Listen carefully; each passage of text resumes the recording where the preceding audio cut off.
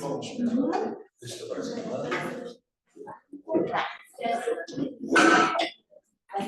bom dia, bom dia, bom dia. Bom dia a todos, bom dia a todas.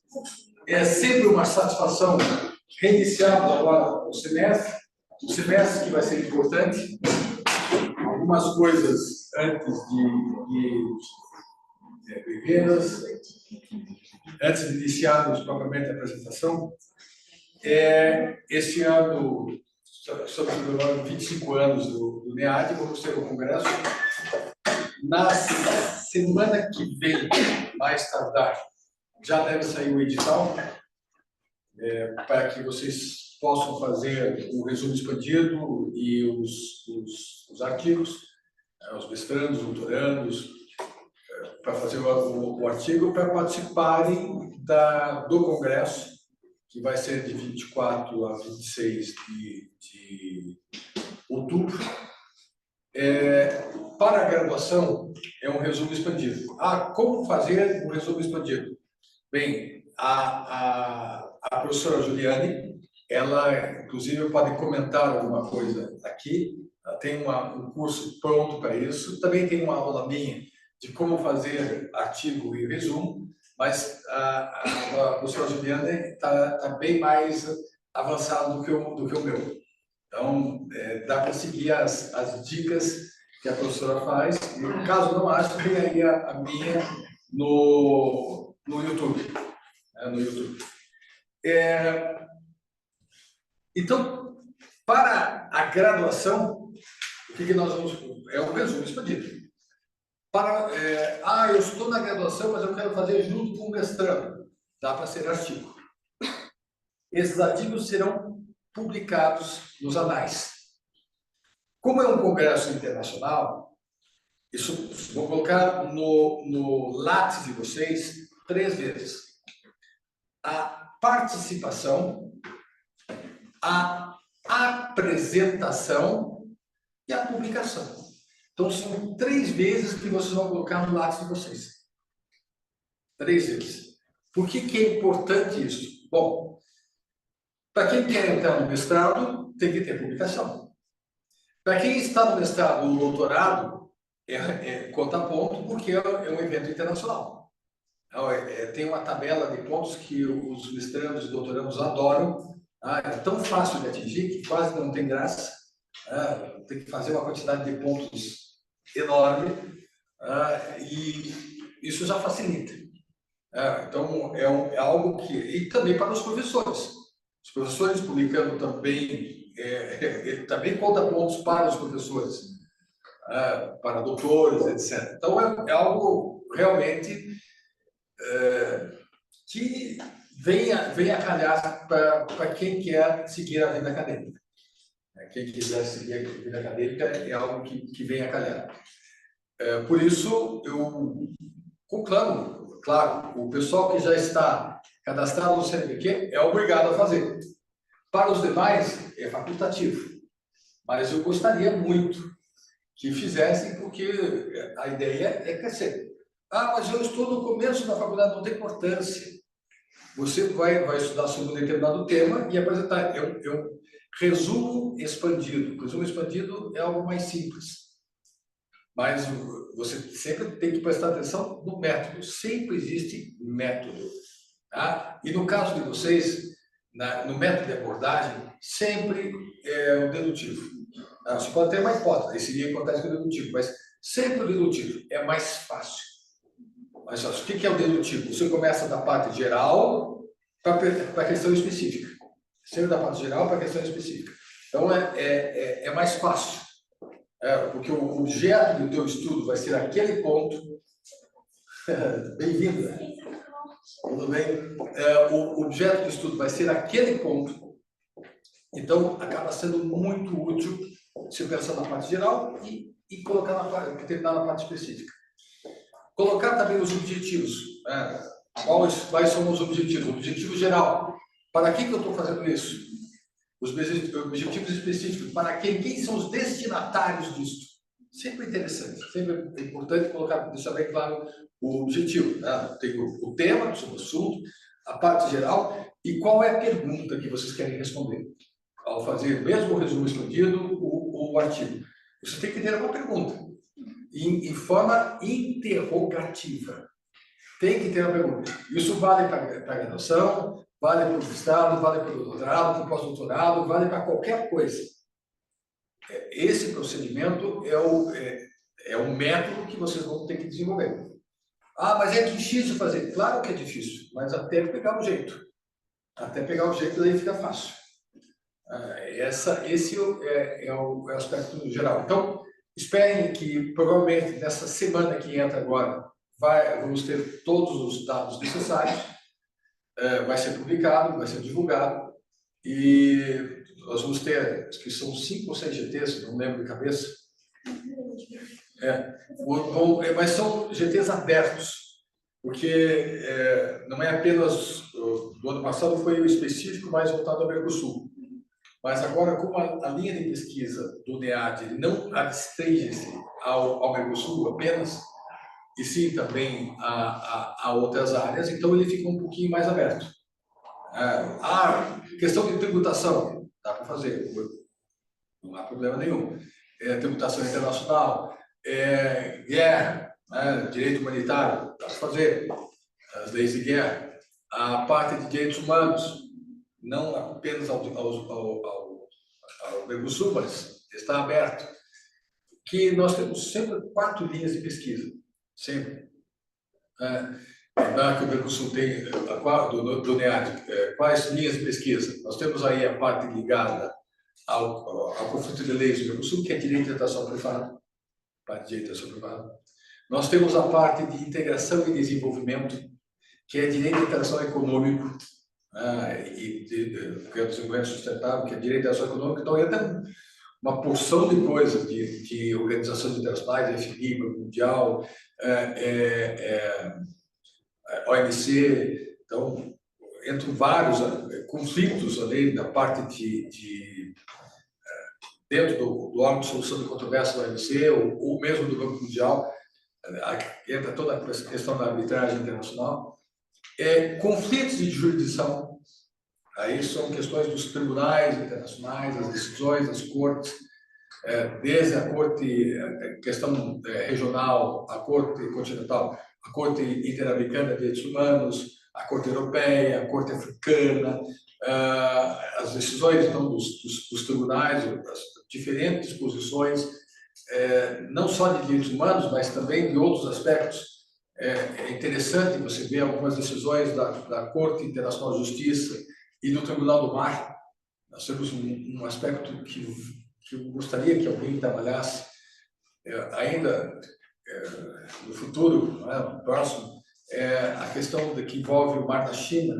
Nós temos 2 decisões curiosas, assim, de pontos de vista diferentes, que podem ser desenvolvidos. Vale a pena dar uma debruçada nesse assunto. O que foi decidido pelo Tribunal do Mar e o que foi decidido pela Corte Internacional de Justiça, que dá pano para manga para algumas coisas.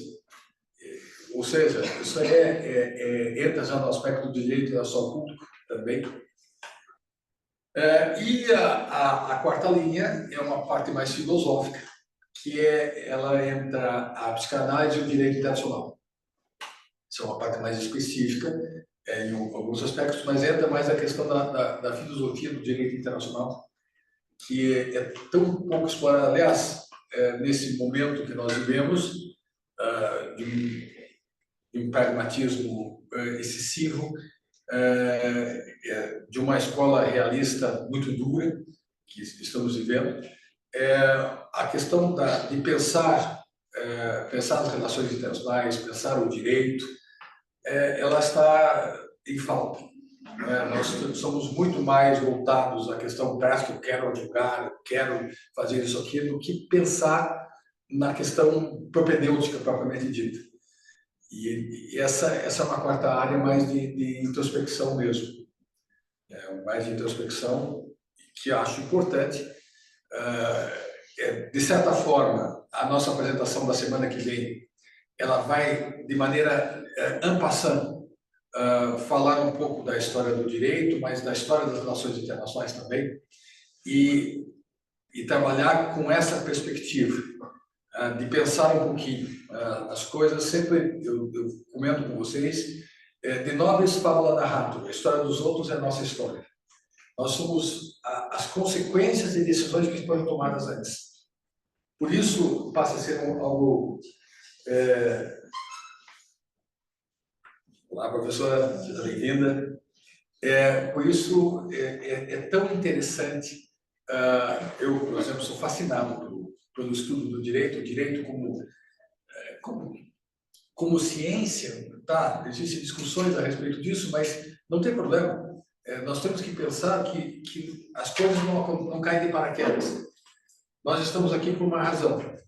E o grupo de pesquisa, ele trabalha uma questão transversal ao próprio curso. O que nós aprendemos na sala de aula é aquele quadradinho. O que aprendemos em grupos de pesquisa, e nós temos grupos de pesquisas fantásticos aqui, é ir além exatamente do quadradinho. Exatamente além do quadradinho. Portanto, então, eu gostaria que todos aqui presentes fizessem os seus artigos, os seus resumos expandidos. Claro, eu estou obrigando o pessoal que está já inscrito a fazer. Puxa, o senhor está obrigando? Estou. Estou obrigando.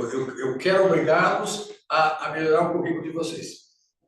Os demais é facultativo.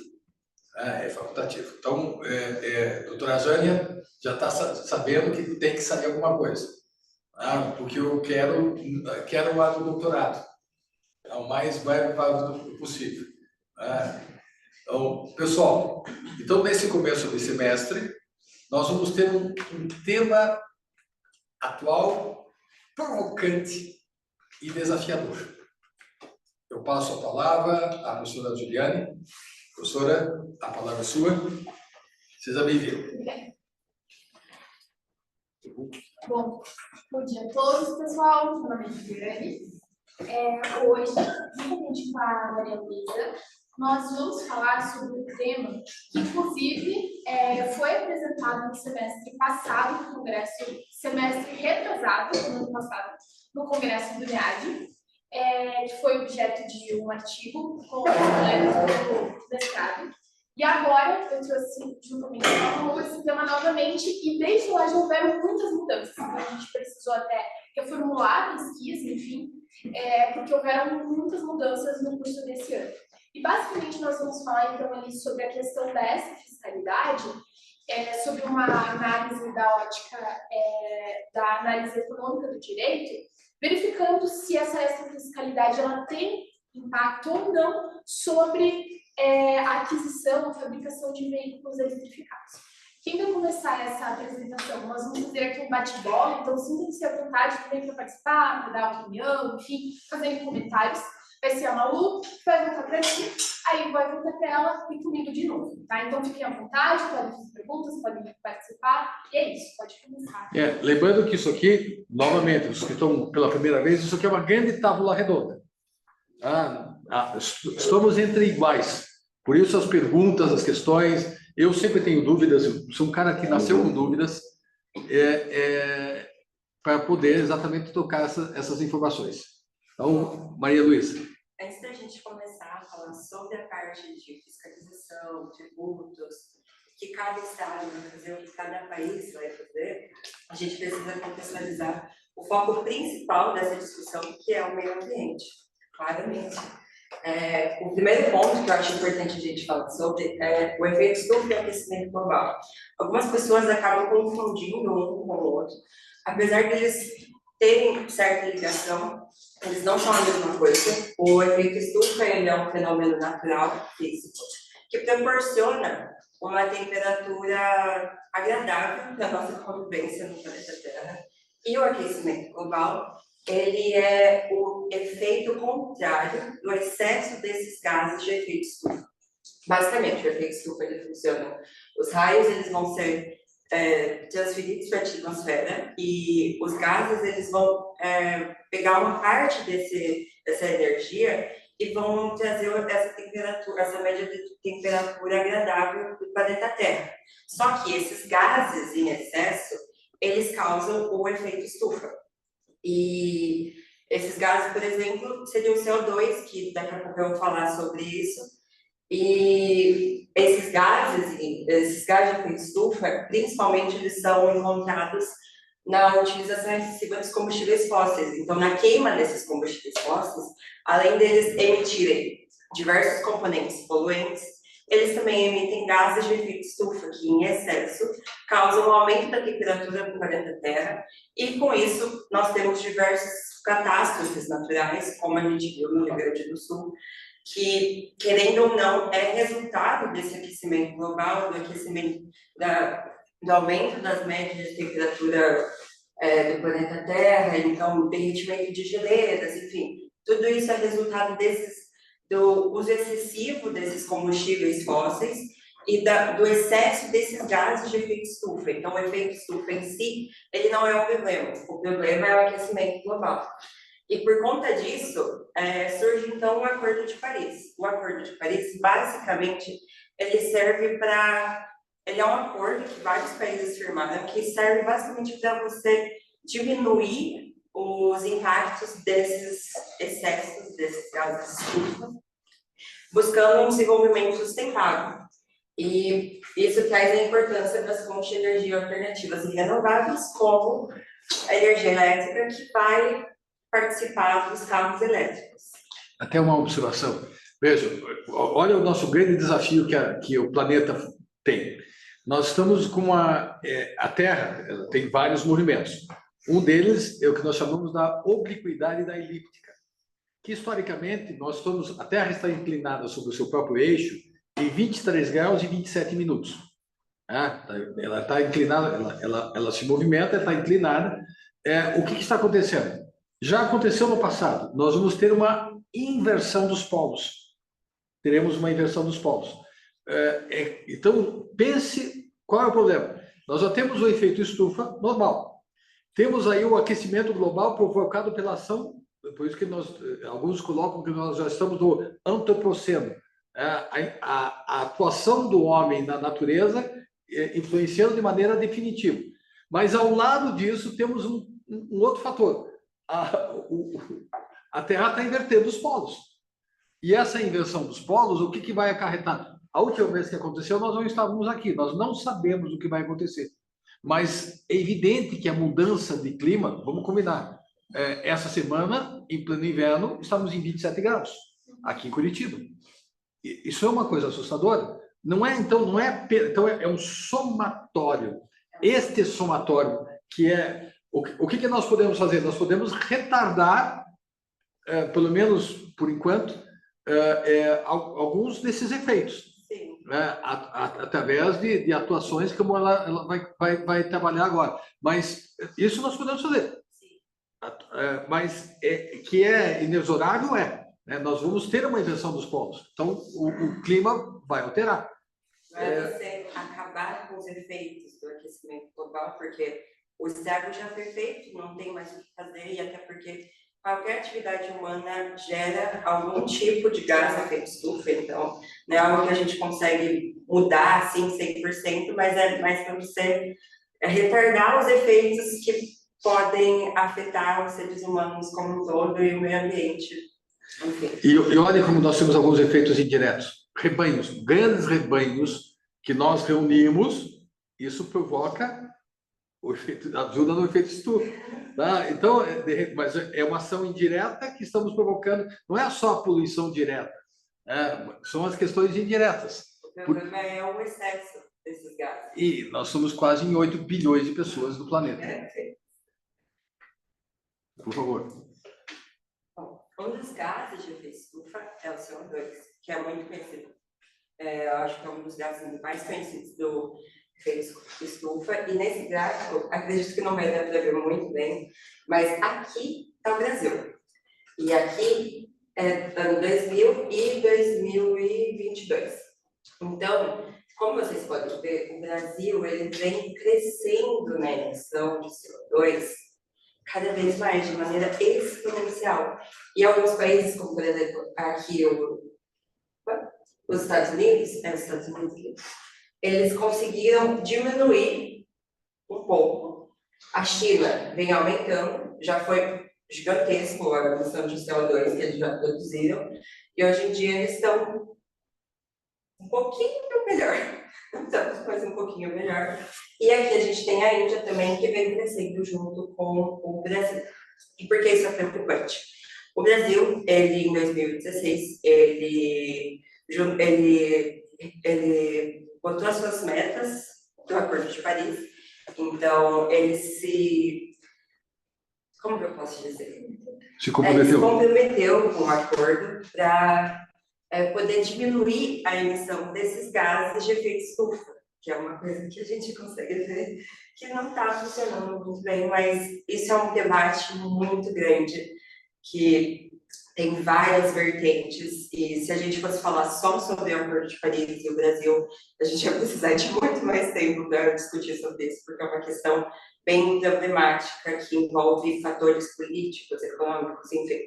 Mas é basicamente para vocês terem uma visão de que o Brasil, ele, apesar de ele não ser um dos maiores poluentes, a forma como ele polui e como isso vem crescendo é preocupante, de certa forma.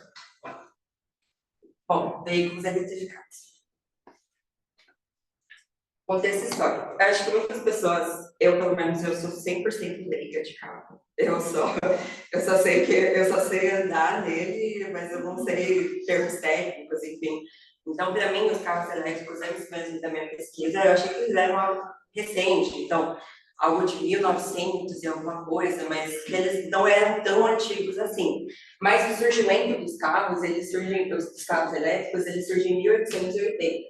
Então, na época, eles eram considerados muito modernos. Então, eles funcionavam basicamente com uma bateria, e era um carro normal, só que com uma bateria, só que a bateria era gigantesca e o carro era pequenininho. Então, eu acabei esquecendo de trazer algumas imagens, mas se vocês forem pesquisar, era um carro até meio engraçadinho, porque a bateria era desse tamanho e o carro não ornava com aquela bateria daquele tamanho. Eles eram considerados, então, muito mais tecnológicos que os carros a combustão e os carros a vapor, e eles eram os favoritos da elite da época, porque eles eram muito mais caros que os carros a combustão e os carros a vapor. O auge da sua tecnologia naquela época foi em 1912, porém, depois de 1912, a gente teve um declínio da utilização desses carros elétricos para a sociedade da época. Por quê? Basicamente, começaram as descobertas das reservas de petróleo, isso foi um fator muito importante, porque isso baixou o valor da gasolina e começou a ter mais investimentos em carros a combustão. Também na época não se discutia questões ambientais, então a menor preocupação deles na época era o meio ambiente. Então eles não se importavam em trocar um carro elétrico para um carro a combustão, porque para eles, ainda mais levando em conta que nós estávamos na primeira revolução industrial. E uma coisa muito importante é a produção em cadeia criada por Henry Ford em 1908, que basicamente essa produção em cadeia ela proporcionou o baixo valor do carro a combustão. O carro a combustão ele se tornou um carro popular, mais acessível às pessoas.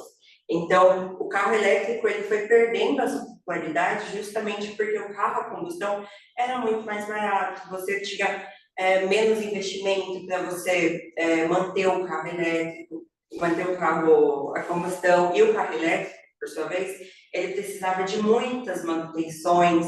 Para as condições da época, você manter um carro elétrico era muito mais difícil do que você manter um carro a combustão. E com isso, pela facilidade do carro a combustão, ele foi sendo deixado de lado por muito tempo. Bom, atualmente, trazendo dos nossos tempos atuais, a crise do petróleo, que aconteceu em 1933 a 1934, trouxe impactos não só econômicos, mas também sociais. E essa crise deixou evidente o problema de você depender de uma só fonte energética. Então, a gente teve o aumento dos preços de petróleo, foi um período bem caótico para a economia. Isso trouxe a preocupação de você procurar outras fontes de energia e também a preocupação com o meio ambiente. justamente porque era um período pós-Segunda Guerra, e por isso voltaram os investimentos aos carros elétricos. Porém, eu não trouxe outros carros que vieram antes de 1995, mas tiveram outros carros antes de 1995, principalmente com essa preocupação com o meio ambiente que começou a surgir nesse período pós-Segunda Guerra. Tem uma diferença, carro híbrido e carro elétrico. Sim, eu vou falar daqui a pouco. O primeiro carro híbrido que foi lançado foi em 1995, que foi o Toyota Prius. Em 2008, nós tivemos o Tesla Roadster, que basicamente ele foi o que trouxe todas essas inovações do carro elétrico. A bateria que era utilizada nele, até hoje ela é replicada para diversos modelos de carro elétrico, porque foi um modelo de bateria que foi muito eficiente. A Tesla realmente fez um ótimo trabalho com esse carro, e esse modelo, ele até hoje, com algumas alterações, ele é utilizado nas fabricações de alguns carros elétricos. A gente tem uma questão mais recente, a redução da emissão de gases de efeito estufa e incentivos fiscais, que é o nosso foco principal dessa discussão, que vão surgir agora, de 10 anos para cá. Bom, elétrico versus híbrido. Acredito que muitos de vocês, assim como eu, não sabiam que existiam tantos modelos de carros híbridos e carros elétricos. E, na minha cabeça, o carro elétrico era elétrico e o carro híbrido era meio a meio. Mas não, eles não são assim, eles não funcionam assim, eles são bem mais complexos de se entender. Eu vou até ir para esse lado, e daí eu consigo explicar sobre os carros híbridos. Bom, a gente vai ter o híbrido elétrico, que basicamente ele vai ter um motor elétrico e ele vai ter um sistema de frenagem. Só que assim, esse híbrido elétrico, ele não vai funcionar 50-50. E basicamente, esses carros híbridos elétricos, eles têm esse motor elétrico, só que eles também têm o motor a combustão. Só que eles têm uma autonomia muito menor que o outro híbrido que eu vou falar daqui a pouco. Basicamente, até 50 km, alguns carros funcionam de forma elétrica. Depois de 50 km, eles funcionam de maneira pelo motor a combustão, enfim. E apesar de eles economizarem gasolina, e, enfim, eles serem ecológicos, eles não são um trabalho 50-50. Vamos pensar que seria algo 30% um motor elétrico e o resto é um motor a combustão. Eles economizam, sim, de fato, gasolina, eles são menos poluentes que os carros a combustão, só que o motor elétrico deles, ele tem uma capacidade menor do que, por exemplo, os híbridos plug-in, que são o modelo que a gente tem mais conhecimento de carro elétrico. Bom, os dois eles têm aquele sistema de frenagem que basicamente vai recarregar essa bateria. E também esse carro aqui, ele não é conectado daquela forma que a gente já conhece, igual o carregador. Ele é conectado, o seu motor elétrico ele é recarregado por conta desse sistema de frenagem e por conta da movimentação do carro. Então, esse sistema de frenagem ele vai funcionar assim, você vai frear, e essa energia que você gasta freando vai ser convertida em energia pelo motor elétrico, de maneira muito simples, porque isso aqui é muito técnico para mim, enfim. Já esse aqui, o plug-in, além do sistema de frenagem, que vai fornecer energia para o motor elétrico, a gente também vai conectar ele à tomada. E, assim, ele vai ter uma eficiência muito maior. Geralmente, esses carros, eles chegam a 100 km. Então, eles são carros mais de uso urbano. Então, eles chegam a 100 km e depois eles mudam para o motor a combustão. Eles são um pouco mais econômicos, eles são mais biossustentáveis, enfim. E aqui a gente tem os elétricos, que é o que a gente mais conhece hoje em dia.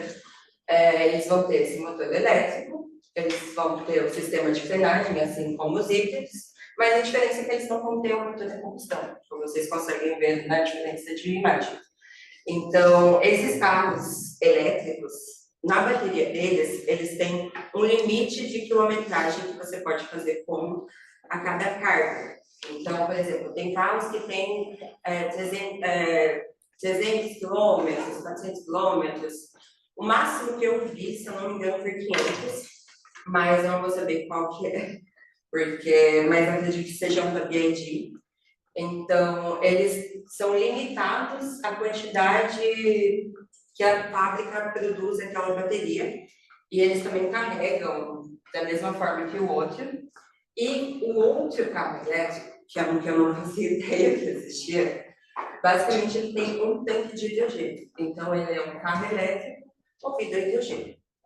Então, esse tanque de hidrogênio, ele vai fazer uma mistura química entre hidrogênio e oxigênio, que essa mistura química ela vai gerar energia das células a combustível, e essas células a combustível vão recarregar a bateria, e daí o motor elétrico, enfim. E ele, assim como os outros carros, também tem um sistema de frenagem, e também ele carrega conforme o seu movimento, e também, não, esse aqui não carrega com o auto igual esses dois, né? Ele só carrega pelo tanque de hidrogênio, e esse tanque de hidrogênio, que isso é bem interessante de falar, ele funciona igual se você fosse carregar um motor a combustão. Então você vai lá no posto e você vai pedir um tanque de hidrogênio, e esse tanque de hidrogênio que vai recarregar o seu carro. Mas e aí com oxigênio, daí ele solta água. O que daí é menos poluente, teoricamente. Um dos países que tem mais incentivo a esse tipo de carro, por exemplo, é a Alemanha.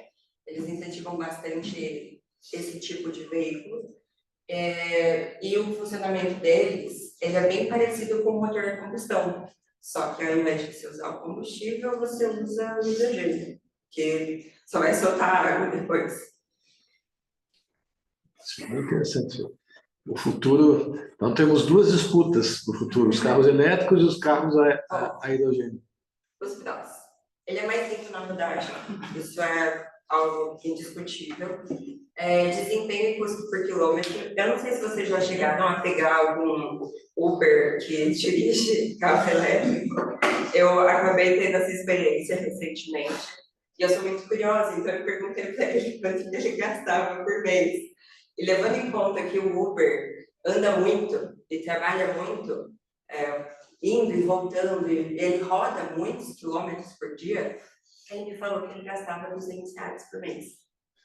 R$200 por mês no carro é muito pouco, levando em conta os preços do combustível. E ele tinha um carro que era 100% elétrico, e ele falava que ele não tinha problema nenhum com o carro, porque o carro, além dele ser muito tecnológico, que é um dos prós que eu coloquei aqui, ele é muito barato de se manter. E para ele que trabalha dirigindo o dia inteiro, vale muito mais a pena ele ter um carro elétrico do que um carro que precisa de combustível. E um dos prós também é essa praticidade, ele não tem motor de transmissão, ele não solta nenhum tipo de odor, ele não tem barulho, então quando você entra no carro elétrico, parece que você não está dirigindo nada, porque ele não solta nenhum barulho de motor, você não escuta nada, você está andando numa nave e sobe espaço útil. Isso é uma coisa que me chocou bastante quando eu entrei no BYD. Eu falei, gente, cadê o negócio que fica no meio do carro? Não tem, ele é como se fosse uma superfície plana, porque não tem um motor ali, e você acaba tendo um espaço muito maior por um preço parecido, não tanto, mas um preço parecido que você compraria um carro a combustão com não tanto espaço assim. Basicamente da manutenção, isso aqui é bem importante, porque esses carros, por eles terem essa tecnologia avançada, eles não necessitam tanto de manutenção. Até mesmo o seguro dele é um pouquinho mais barato que os carros a combustão. Fuga de instabilidade dos combustíveis fósseis, eles não utilizam combustível fóssil, eles utilizam eletricidade, então é algo bem estável comparado a desses combustíveis que até mesmo do álcool mesmo, que tem pessoas que acabam optando pelo álcool, que é um pouco mais barato, só que às vezes você acaba ficando muito dependente, às vezes, esse posto está 4 e alguma coisa, mas esse posto está 4 e alguma coisa. Você não vai ter esse problema com os carros elétricos. Além disso, você vai ter impostos, incentivos fiscais que vão contribuir para a aquisição desse carro e menos gastos a longo prazo. Então, um carro que você usa por 4 anos, comparando um carro elétrico com um carro de combustão, durante esses 4 anos você vai gastar muito menos com um carro elétrico. Bom, os pontos. Alto investimento inicial. Isso é um ponto que me pega um pouco, porque, por exemplo, na BYD, que é a mais conhecida, o carro de entrada é mais ou menos uns 100 mil reais, que é bastante dinheiro para um carro de entrada. Apesar de que os carros populares de hoje em dia começam na média de 60 mil, 60, 70. Acho que mais barato veio uma divulgação. Foi essa semana, o carro mais barato no mesmo são Fiat Mobi. Hoje, o preço novo, zero, eu acho que o preço de entrada dele está 73 mil. O que não é muito barato. Mas o carro elétrico ele é um pouquinho mais caro, com certeza. Emissão de CO2 na produção de bateria e só no carro.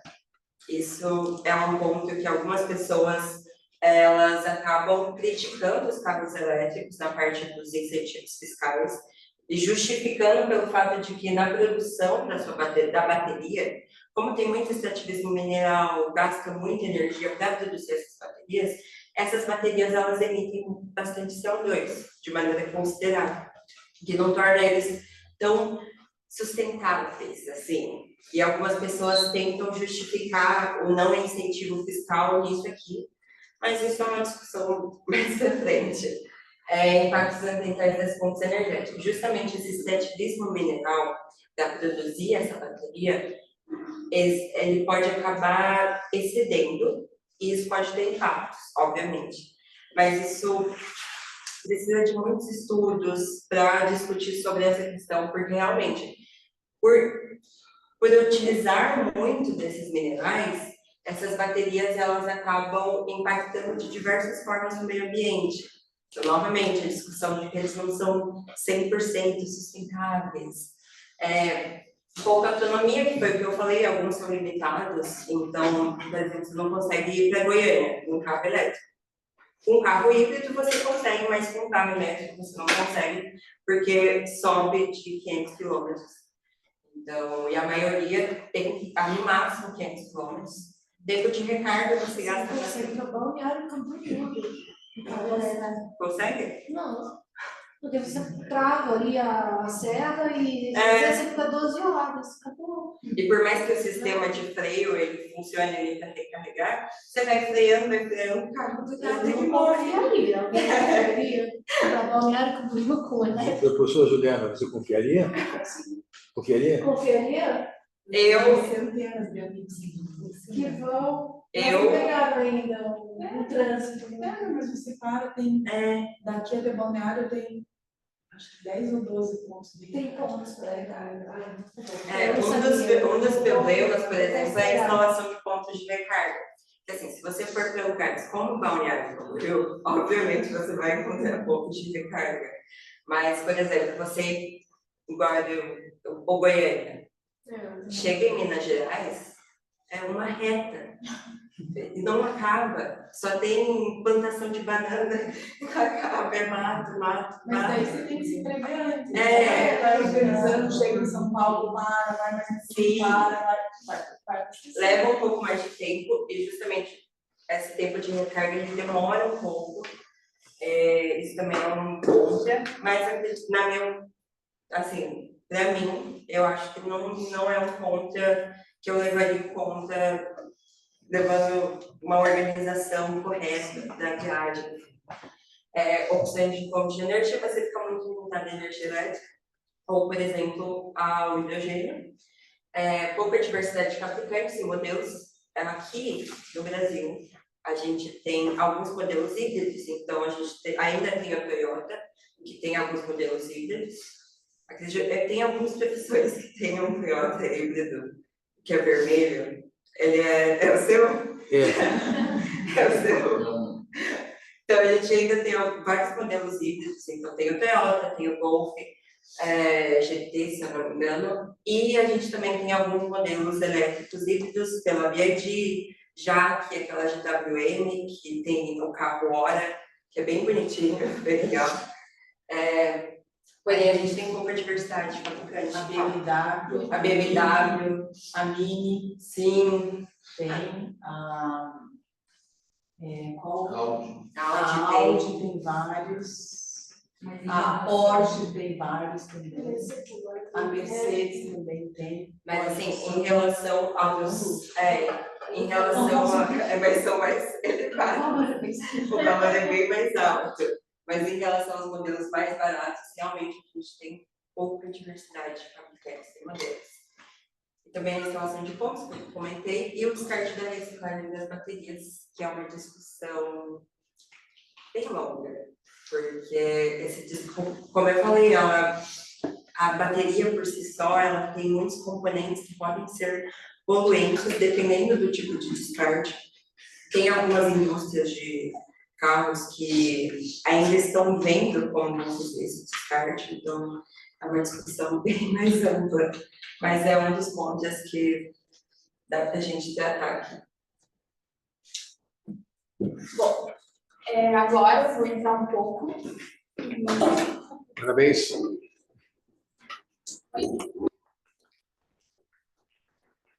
Ela vai voltar ainda a falar, mas a gente vai entrar agora na questão mais tributária, essa fiscalidade. Prometo que não vai ser chato, não sei aqui que não tem tributariedade, mas essa parte que a gente vai estudar é uma parte muito interessante. Aí vai estudar a questão do constitucional tributário, né? Quais são as hipóteses onde eu vou poder ter essa diferenciação, esse tratamento diferenciado, tá? E vamos começar a relacionar tudo isso que a Malu trouxe para a questão da tributação, para depois irmos até a questão da análise econômica do direito, para verificar se é justificável ou não esse tipo de tratamento diferenciado. Bom, vamos lá. Com relação, então, à fiscalidade e extrafiscalidade. A tributação, comumente, né, como regra, ela tem um caráter arrecadatório, ou seja, o Estado, ele nos tributa para arrecadar valores, para encher os cofres públicos e assim arcar com as suas despesas de manutenção do Estado. Muito bem. Então, como regra, né, desde o início, né, da história da tributação, havia esse caráter de fiscalidade, esse caráter arrecadatório. Porém, ao longo do tempo, passou-se a exigir do Estado não apenas que ele tivesse essa atitude de arrecadação, mas também uma atitude positiva. Como assim, Pro? Uma atitude positiva no sentido de utilizar desta tributação como uma forma de induzir ou desestimular determinados comportamentos. Qual que é a regra? A regra é a fiscalidade. O que a fiscalidade vai trazer? Então, essa arrecadação para o Estado, porque o Estado ele vai precisar, né, dessa arrecadação para a manutenção dos nossos direitos. Direito à liberdade, direito à propriedade, nossos direitos, direito à saúde, enfim, os direitos. Porém, além disso, existe a importância desse caráter extra-fiscal, que vai ser utilizado como ferramental para estímulo ou desestímulo de determinadas condutas. Então, a extrafiscalidade aqui, pode você esperar, ela vai ser utilizada, então, com esse caráter não arrecadatório, certo? E como um meio de incentivar ou inibir esses comportamentos com vistas, ou seja, com o objetivo de fomentar outros valores, que não só a questão de arrecadação fiscal, mas que necessariamente precisam ser objetivos que sejam constitucionalmente contemplados. Como assim? Pode me passar por mim. O que acontece aqui? Para que seja justificável a utilização desse caráter extrafiscal da tributação, é necessário que exista uma previsão constitucional que autorize isso. Então, eu preciso ter um arcabouço na Constituição. Esse arcabouço ele é muito amplo, né, porque a Constituição ela tem várias previsões, e com relação ao meio ambiente, a gente vai encontrar essa previsão ali no artigo 170 e também no 225 da Constituição, que vão trazer a questão da defesa do meio ambiente. Então, no artigo 170, por exemplo, ele vai trazer para nós a defesa do meio ambiente como um dos objetivos da atividade econômica, e ele vai tratar, inclusive, aqui no seu artigo, no seu inciso 6º, que é possível que se dê um tratamento diferenciado aos produtos conforme o seu impacto ambiental. Então, ele vai falar o seguinte: a ordem econômica, fundada na valorização do trabalho humano e na livre iniciativa, tem por fim assegurar a todos existência digna, conforme os ditames da justiça social, observados os seguintes princípios: a defesa do meio ambiente, inclusive mediante tratamento diferenciado conforme o impacto ambiental dos produtos e serviços.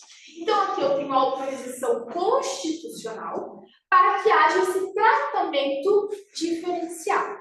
E aqui a gente vai entrar agora na questão de quais seriam hoje, né, essas medidas tributárias extrafiscais que existem, para que vocês consigam entender melhor como isso vai funcionar. O primeiro ponto que eu tenho que trazer aqui, pode voltar aí, é que como eu falei no início da apresentação, essa pesquisa eu havia realizado ali no final do segundo semestre de 2023, e agora, justamente com a Malu, nós fizemos novamente, eu tive que refazer essa pesquisa porque houveram muitas alterações com relação à questão das medidas tributárias extrafiscais. Um ponto, claro, né, está ali, houve a questão da reforma tributária, que vai trazer algumas alterações, eu vou falar bem brevemente, não me aprofundei nesse ponto, mas também houveram algumas alterações na política de incentivo à importação de veículos eletrificados, tá? Até no ano passado, até 2023, nós tínhamos a previsão de um imposto de importação que ele era reduzido ou até isento para a importação de veículos eletrificados. Então aqui a gente fala em veículos eletrificados porque são os veículos elétricos e os veículos híbridos, enfim, todas essas modalidades que a Malu trouxe. E esse imposto de importação ele era reduzido, então ele ia de 0% a 4%, a depender da eficiência energética daquele determinado automóvel. Porém, isso foi afastado agora em 2024. Qual foi a justificativa? Tá? A justificativa que se trouxe para afastar esse tratamento diferenciado com relação ao imposto de importação foi a questão de incentivo, de uma proteção à indústria nacional. Então, foi adotado agora um discurso um pouco diferente do que se tinha hoje, então se deixou um pouco de lado talvez essa questão de vamos incentivar a questão da importação desses veículos eletrificados para o quê? São importantes os veículos eletrificados, porém, vamos tentar fomentar a indústria nacional antes, vamos tentar protegê-la. Então, foi afastada sobre essa justificativa, essas isenções, essas reduções de carga tributária na importação desses veículos. Um outro ponto que eu observei durante a pesquisa foi a questão, né, da reforma tributária. O que a reforma tributária ela vai ter? Basicamente, né, pelo que eu vejo que houve uma mudança aqui, principalmente na questão da tributação sobre o consumo. Então, a gente vai ter a substituição de alguns tributos. Então, a gente tem a substituição, vai haver, né, porque isso vai se dar ao longo do tempo, né, não é algo que vai acontecer de forma instantânea, sim gradual, e ainda está sendo regulamentado, isso é muito importante, então a gente não sabe exatamente como vai funcionar tudo. Tudo isso está em tramitação, tá? No Congresso. Então a gente vai ter ali a substituição do IPI, do PIS e do COFINS pelo CBS, que é o Contribuição sobre Bens e Serviços, que aí vai abranger a esfera federal, dos impostos federais, e a gente vai ter também a substituição do ICMS e do ISS pelo IBS, que é o Imposto sobre Bens e Serviços. Esses impostos, eles estão na modalidade ali do IVA, que é a questão do Imposto sobre o Valor Agregado, que é algo que já se tinha em outros países e que visa, né, a gente vai ter que ver como vai funcionar, mas visa fugir dessa cumulatividade que existe na questão tributária, tá? E outra questão que foi trazida pela reforma é a questão do imposto seletivo, o IS. Isso aqui é bem interessante. Eu não sei ainda como vai funcionar na prática, mas esse imposto seletivo, ele vai conversar com o que a gente vai falar ali na frente, mas ele vai trazer essa questão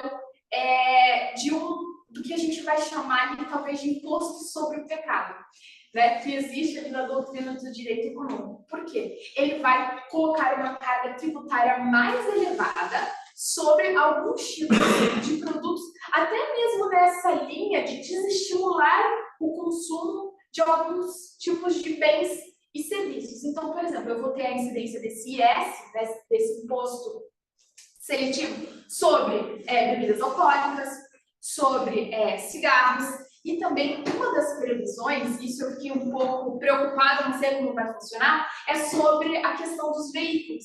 Então, esse IS ele vai incidir sobre a compra e venda dos veículos. E eu não sei exatamente como vai funcionar. Ele não trouxe ali nenhuma ressalva até o momento com relação aos veículos eletrificados, mas se espera que, por conta dessa previsão constitucional, que exista um tratamento talvez diferenciado para esse tipo de veículo com relação, principalmente à sustentabilidade, à sua eficiência energética, tá? E aí, pode passar. O que a gente tem hoje? A gente tem hoje ainda, isso fundamentado no decreto 11.158 de 2022, a possibilidade de redução do IPI para esses veículos eletrificados. Como que isso vai acontecer? Essa redução, ela vai se dar de acordo, novamente, com a eficiência energética daquele veículo. Então, quanto mais eficiente energeticamente aquele veículo eletrificado for, menor vai ser a alíquota de imposto sobre os produtos industrializados aqui de IPI incidente. Então, aqui eu trouxe uma tabelinha, está nesse decreto, se vocês quiserem, vocês conseguem olhar com mais detalhes, mas ele vai trazer aqui, por exemplo, quando a eficiência energética desse veículo for menor ou igual a 1,10. Eu vou ter aqui uma alíquota que vai ser igual a 6,77. E essa alíquota vai aumentando de acordo com conforme for mais ou menos eficiente energeticamente. Então, hoje a gente ainda tem essa questão da redução do IPI para esse tipo de veículo. Pode passar. O que a gente tem ainda? A gente tem, isso é bem interessante, a questão do IPVA. O IPVA ele pode ser isento ou reduzido a depender do estado. Por quê? O IPVA, imposto sobre a propriedade de veículos automotores, ele é de competência estadual, é um tributo de competência estadual. Então, quem regula é o estado. Então, cada estado, Paraná, Santa Catarina e assim por diante, nesse caso, cada estado vai ter uma regra. Então, tem estados que têm projetos em tramitação para dar algum tipo de incentivo. Tem estados que eu vi que do ano passado já mudou também, que tinham algum tipo de benefício e retiraram. Outros estão acrescentando. Então, eu trouxe aqui para vocês, alguns exemplos desses incentivos. Então, por exemplo, a gente tem aqui em Alagoas. O que Alagoas traz com relação ao IPVA? Os modelos elétricos híbridos, eles não precisam pagar imposto no primeiro ano, mas nos anos seguintes essas alíquotas são reduzidas. Os elétricos, eles vão pagar 0,5% a partir do segundo ano, percentual que passa a ser de 1% no terceiro ano. Já os híbridos, eles pagam 0,75% no ano seguinte e a partir do ano pós-compra, 1,5% de IPVA. O Distrito Federal. O Distrito Federal, ele cobre 100% do imposto para carros elétricos e híbridos. Paraná. O Paraná, isso aqui é interessante. Até 2023, havia uma concessão de isenção total sobre esses veículos eletrificados. Entretanto, a partir de 2024, essa foi uma das mudanças que eu vi durante a pesquisa, esses modelos elétricos e híbridos, eles passaram a ser tributados, então, em 3,5% do seu valor venal, da mesma forma que os outros veículos com motor a combustão. Mas os que... quer dizer que ele entrou com isenção, os que... Tá bom, tem isenção.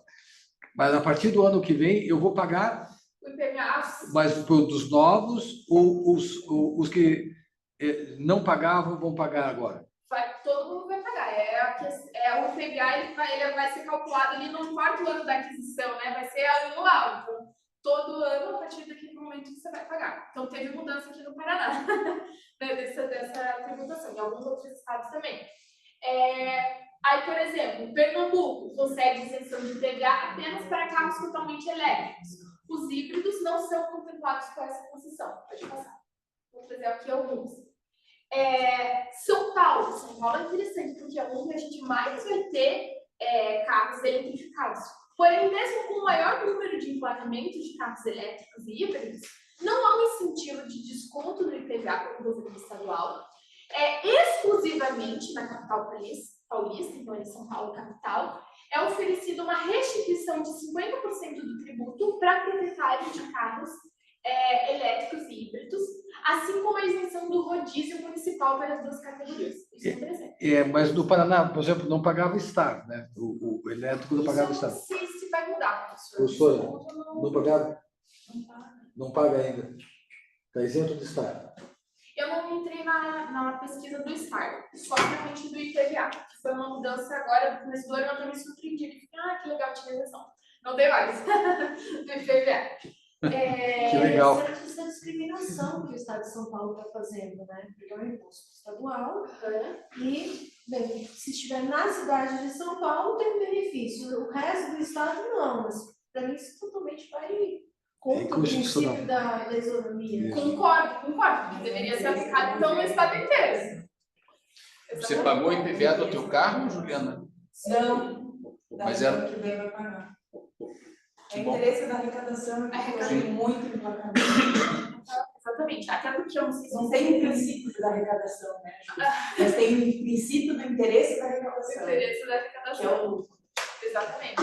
E até eu tenho visto que pelo menos tem crescido, aparentemente, o número de veículos eletrificados circulando pela cidade. Principalmente muito motorista de aplicativo que tem utilizado, eu já peguei vários via ID. E o Estado está de olho, o Estado não quer deixar de arrecadar. É que eu penso, o pessoal que não teve ainda, nós falamos aqui de receita derivada, né? Então, é a atuação do Estado sobre o particular, sobre o ganho do particular. O Estado ele pensa em termos coletivos, ele precisa arrecadar para bem proporcionar às pessoas o fim que o Estado tem, que é segurança, educação, saúde, com todas as críticas que a gente pode fazer, mas o nosso sistema de saúde é um dos mais avançados do mundo. Então, é uma forma da atuação do Estado sobre os bens do particular. Ele retira parte do patrimônio, né, do particular para o fim comum, que todos nós, então, alegremente vamos ceder. Isso, puxa, eu estou pensando para o fim comum. Eu lembro sempre da parte mais eloquente é sempre o imposto de renda. Puxa vida, eu sempre fico emocionado quando acontece isso. Eu estou ajudando o bem comum. Sim. Tá? Então, o raciocínio é esse, tá? O raciocínio é esse, pensar em termos de coletividade. Exato, tudo bem, mas ele não pode arrecadar afrontando princípios constitucionais que garantem, né, direitos aos contribuintes. Eu concordo contigo. Essa limitação também. O Estado está sabendo já, então tomar. Provavelmente vai ter ações nos próximos anos. Nossa, já estou com a tese na cabeça. Eu não cheguei a entrar a fundo aqui no Estado de São Paulo para ver se eles colocaram alguma justificação para ter esse tratamento diferenciado dentro do próprio Estado. Porque o que a Constituição permite é o tratamento diferenciado no Estado como um todo. Não entre uma cidade do Estado e o resto, né? Se fosse um ISS, o quê? Porque o tributo é municipal. Municipal, exatamente. Mas o tributo estadual, ele precisa ser aplicado a não ser que as isenções, elas devem ser interpretadas de forma mais restrita e literais possíveis. Todos os benefícios fiscais devem ser interpretados dessa forma. Concordo. Mas, ao mesmo tempo, né, que uma isenção, qualquer benefício fiscal precisa ser restrito e interpretado da forma mais restrita possível, ele não pode ser... Ele precisa de uma justificativa plausível para isso e não seja a mera declaração. Como e qual seria a justificativa? Justamente na extrafiscalidade. Qual o comportamento que eu estou querendo induzir? Qual o direito fundamental ou não, humano ou não, porque os direitos humanos também entram na extrafiscalidade. Né? Hoje a gente fala de direitos humanos da tributação, inclusive. E qual o direito que eu estou querendo induzir o contribuinte, os cidadãos a praticar o comportamento que eu quero. Então, precisa ter uma justificativa. Exato. Exatamente. Precisa ver essa justificativa justamente para que eu possa dar esse tratamento diferenciado. Então, no caso aqui dos veículos eletrificados, eletrificados, a justificativa é o quê? A defesa do meio ambiente. Mas eu tenho que respeitar as regras que foram colocadas dentro da própria norma, né? Mas a defesa do meio ambiente só na cidade de São Paulo, Exato. ainda mais o meio ambiente que se você mexe aqui no Brasil vai ter impacto lá na Ásia. Exato. Aí não é ao meu ver, não é uma justificativa plausível, se for essa justificativa do Estado. Eu não sei, como eu falei, eu não entrei a fundo na questão do porquê só na cidade Mas desse eu acho que é como diz aí, tudo maior no fogo de automóveis. Pode Tem mais ser. poluição. Pode ser. Não sei. Teria que entrar na fundo da norma, eu não entrei. Plausível pro mesmo. Poderia ser, porém não sei, então não consigo falar com propriedade. E porque lá vende mais automóveis. Lá vende mais. Exato. Cabe uma pesquisa aqui. Cabe se alguém uma quiser pesquisa. fazer. Só isso daí já daria um outro encontro. Será que é constitucional? Seria inconstitucional? Exato. Pode passar, Maria. E aqui, então, eu vou trazer alguns dados para vocês com relação ao número de licenciamentos. O que a gente teve? No ano de 2022, a gente teve um licenciamento de 2.104.461 autoveículos. O que são autoveículos? Os autoveículos, eles vão englobar os automóveis, os comerciais leves, os caminhões e os outros. Desse número de autoveículos que foram licenciados, no ano de 2022, a gente teve um número de 50.011 veículos que eles eram eletrificados. Ou seja, isso representa mais ou menos quanto por cento? Aproximadamente 2,4% do total desses veículos que foram licenciados no ano de 2022, eles eram, então, eletrificados. Prof, por que você está trazendo esses dados? Para a gente conseguir verificar qual que foi a evolução, né, da questão do licenciamento desses veículos. Por quê? Se a gente for ver, aqui em 2013, por exemplo, havia um número de licenciamento desses veículos eletrificados de apenas 610. Isso passou em 2014 a 855, depois em 2016 para 1.107, em 2018 a gente já passou a 3.977, em 2019 a gente teve um salto, passou a ser de 11.924, em 2021 a gente teve um salto gigantesco, esse número passou a ser de 35.303, e por fim, em 2022, a gente chegou a esse valor de 50.011 veículos. Se a gente for fazer um comparativo aqui entre 2013 e 2022, esse número de 50.011 veículos licenciados, eletrificados, ele representa 81 vezes o número de veículos que foram licenciados em 2013. Então, a gente teve um aumento exponencial, né, no número de licenciamento desse tipo de veículos. E aí a gente vai tentar trazer aqui, a partir dessa questão da nossa fiscalidade, será que isso teve impacto, né, sobre a análise econômica do direito? Houve impacto dessa tributação, dessas isenções que existem, que existiam, ou será que não? Agora a gente vai... Só uma observação. Por que esses dados parecem... Poxa, parece muito número, parece... por que nós estudamos isso no direito internacional? Porque tem impacto, evidentemente, é questão de importação e exportação, e por que dói no nosso bolso? Tá? É a questão mais simples possível. Talvez não no bolso ainda de vocês, de alguns de vocês, mas certamente dos pais de vocês pesa no bolso. E entender essa questão, não esqueçam que o curso de Direito era chamado de universalidade. Nós entendemos um pouco de tudo. As pessoas perguntam, você que faz Direito, já ouviram essa questão, você que está fazendo Direito, por que você acha disso? Pois nós temos que ter um raciocínio voltado ao fim, porque o dado que ela levanta, eu não sei quantos carros foram emplacados em 2013, não sei quantos, mas desses carros que foram emplacados em 2013, nós temos aí 610 que eram elétricos. Certamente, em 2022, nós temos um número muito maior de carros que foram emplacados.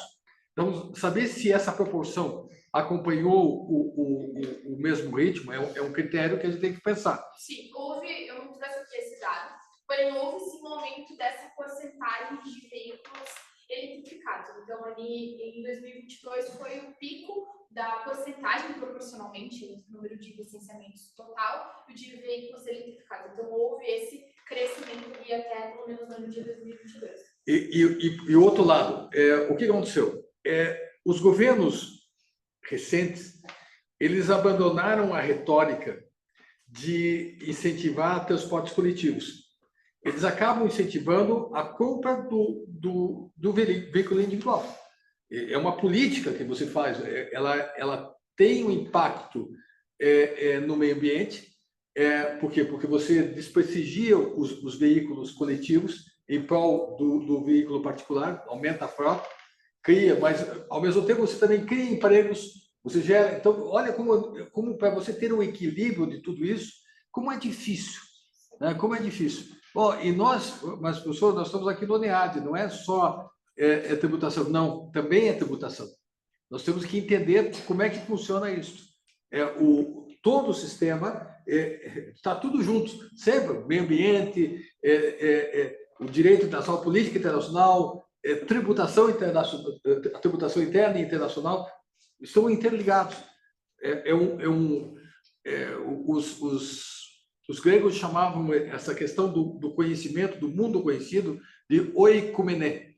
Nós somos um oikoumene, exatamente a somatório de fatores para que a gente possa entender, se situar.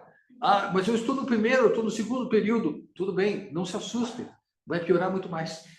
As coisas vão piorar muito mais. Porque o processo, eu sempre chamo isso aqui de processo de chegada à idade adulta.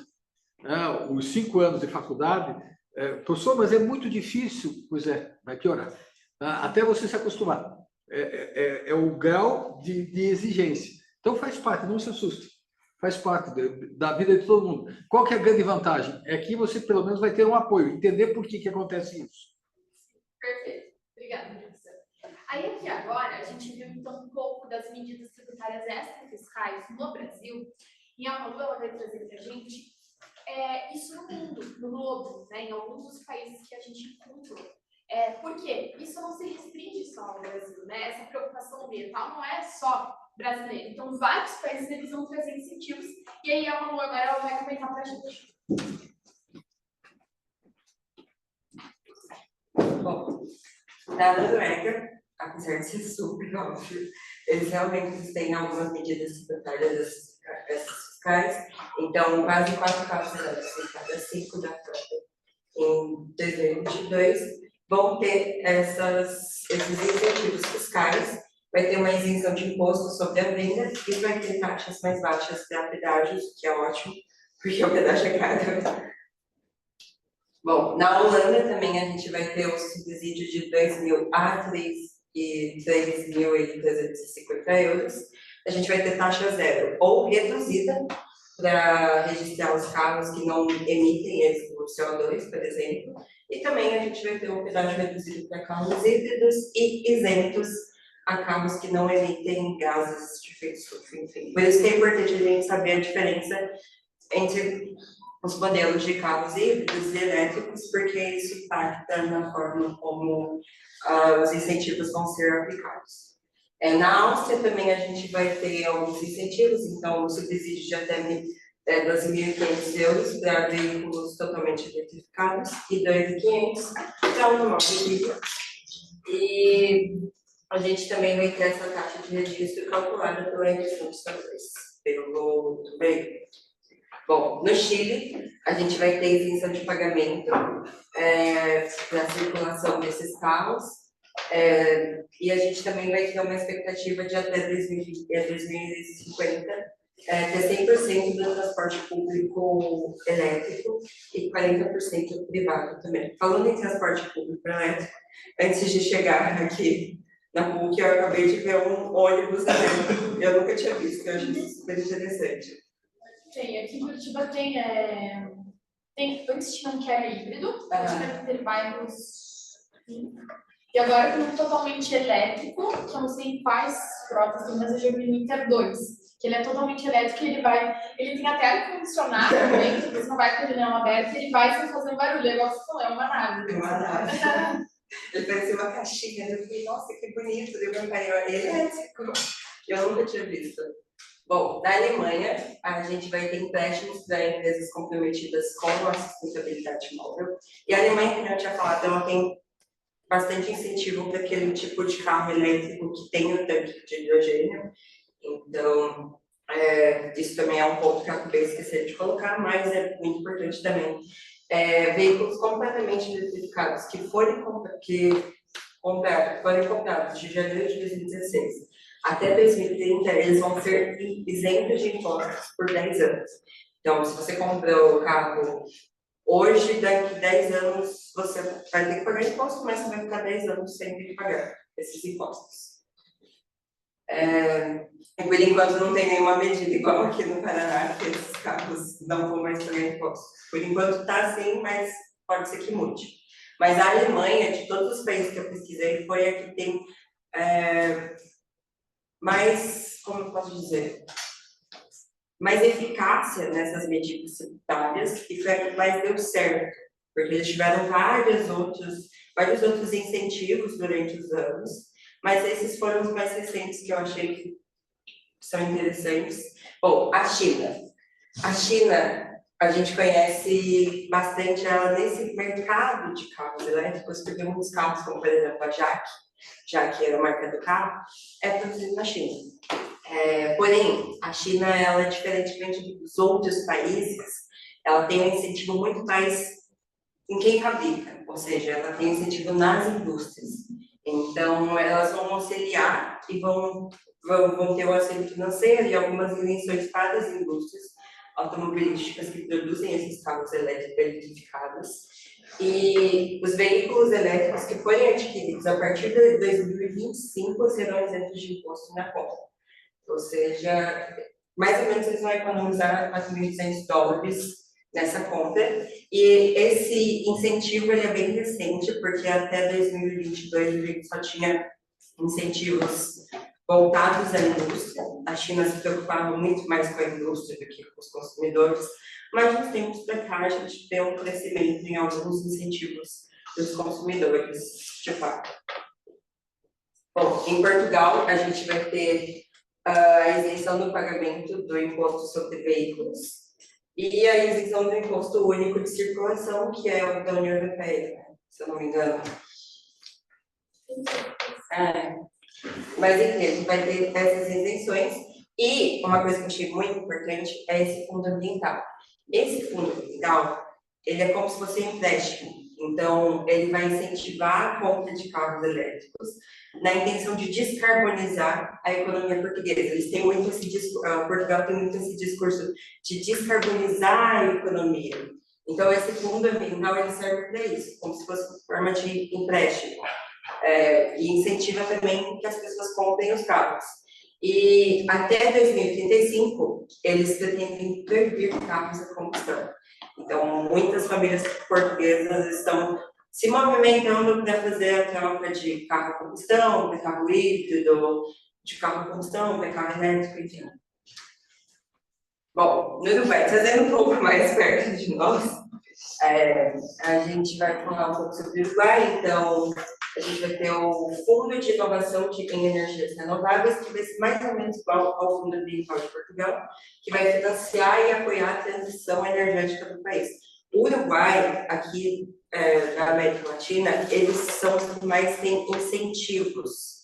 Então, comparado, por exemplo, ao Brasil, eles são os que mais têm incentivos e também o que mais está dando certo aqui perto de nós. Ele também vai ter a isenção do IPA, que foi comentada pela professora, que vai ser o imposto ao valor agregado na compra de carros elétricos. Bom, então, colocado aqui quais são as medidas tributárias extrafiscais existentes no Brasil e no mundo, né, entendido todo esse contexto da importância da proteção do meio ambiente, da sustentabilidade, vamos entrar agora, então, na análise da questão da extrafiscalidade e da análise econômica do direito. Bom, vamos lá. Então, como foi dito, a extrafiscalidade, então, ela vai ser utilizada, e é um meio do Estado de incentivar e desincentivar determinadas condutas tidas como virtuosas ou como negativas. E aonde que vai entrar aqui a análise econômica do direito? A análise econômica do direito, ela tem origem ali no direito e economia, no Law and Economics, que surgiu lá nos Estados Unidos da América, e ele vai ser utilizado como um ferramental. Um ferramental para quê, Bruno? Para elaboração dessas políticas extrafiscais. Então, para que eu construa, para que eu elabore essas políticas extrafiscais, eu vou precisar de um ferramental que seja adequado, para que eu consiga fazer uma avaliação ex ante, ou seja, anterior à aplicação daquela norma, dessas medidas que são voltadas à sustentabilidade ambiental, para levar em consideração, para verificar se realmente aquela medida é justificável, né? E quais serão os seus potenciais efeitos. Aqui a gente vai entrar numa questão de análise de externalidade. Então, eu vou implantar essa norma. Eu tenho essa redução de IPI, por exemplo, ou essa isenção de IPVA. Qual vai ser o impacto dessa norma? Então, a análise econômica do direito, ela vai fazer essa análise antecipada para verificar qual vai ser o impacto disso. Vai ser positivo? Vai ser negativo? Será que eu devo implantar essa norma ou não? E aí, ela vai ser utilizada, então, como esse ferramental para análise da viabilidade e da aplicação dessas normas. E aqui, o que a gente vai trazer, tá? Eu vou trazer para vocês alguns conceitos centrais aqui da análise econômica do direito para a gente entender qual é o raciocínio que existe atrás da questão da aplicação de medidas tributárias extrafiscais como uma forma de incentivo à aquisição e à fabricação desses veículos para fins de sustentabilidade, tá? Só uma observação. Veja, olha como é um instrumento importante. Eu sei, novamente, muitos ainda não estão trabalhando, não estão fazendo estágio, estão no começo da faculdade, mas o conceito básico de uma das regras maiores da nossa vida é chamada lei da escassez. Então, a lei da escassez. A lei da escassez, ela está presente desde a origem dos tempos. Então, se a questão é escassa, se o produto é escasso, ele vai ter um valor maior. Isso vai condiciona toda a nossa sociedade. Por exemplo, a nossa sociedade que era antes voltada para... nós éramos nômades. Nós seguíamos o gado, seguíamos a caça. Mudávamos de acordo com onde a caça estivesse, nós estamos seguindo a caça.